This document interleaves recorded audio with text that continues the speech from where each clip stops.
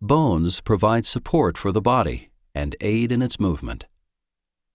The place where two or more bones meet is called a joint. Joints may be immovable, slightly movable, or freely movable. A synovial membrane surrounds movable joints.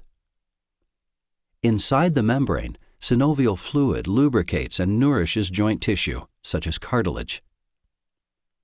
Articular cartilage is a tough, slippery covering on the ends of the bones, which allows smooth joint movement. Joints give the body flexibility, precision of movement, and help in supporting the body's weight. Arthritis is any disorder that affects joints. It can cause pain and inflammation. Rheumatoid arthritis is the second most common type of arthritis. The joints most commonly affected are in the wrists, hands, knees, ankles, and feet. It typically occurs at the same joint on both sides of the body. It can also affect other organs in the body, such as the eyes, skin, heart, lungs, kidneys, nervous system, and digestive tract. Rheumatoid arthritis is an autoimmune disorder. This means the body attacks itself by mistake. In rheumatoid arthritis, the immune system attacks joint and organ tissues. Here's how it happens. The white blood cells of the immune system move into the joint.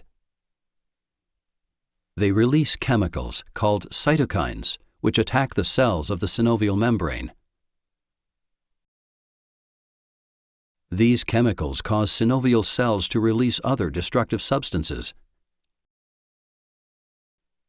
They also cause the synovial membrane to grow new blood vessels and form a thickened area called a pannus. Over time, as the pannus grows, it invades and destroys areas of cartilage and bone inside the joint. Inflammation causes fluid buildup in the joint, making the joint swell. Eventually, without treatment, the joint space narrows and ankylosis can occur. Ankylosis is fusion or growing together of bones in the joint. This results in the loss of the ability to move the joint. There is no cure for rheumatoid arthritis. However, doctors commonly prescribe various combinations of the following medications that, when taken together, can reduce inflammation and pain and slow down joint damage. These include non-steroidal anti-inflammatory drugs, or NSAIDs, steroids, and standard disease-modifying anti-rheumatic drugs, or DMARDs.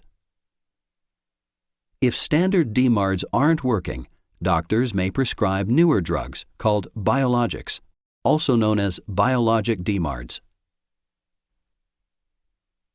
Physical and occupational therapy, along with low-impact exercise, can increase muscle strength and help keep joints limber. For severe rheumatoid arthritis that has not been helped by other treatments, a doctor may recommend a surgical procedure. For example, a joint replacement procedure, also known as an arthroplasty, may be recommended. For joints that are difficult to replace, joint fusion, also known as arthrodesis, may be recommended. During this procedure, the joint is removed and the bones are fused together with bone graft. Another surgical procedure for severe rheumatoid arthritis is a synovectomy. During this procedure, the synovial membrane surrounding the joint is removed. In some cases, an arthritic joint may need to be replaced with an artificial joint.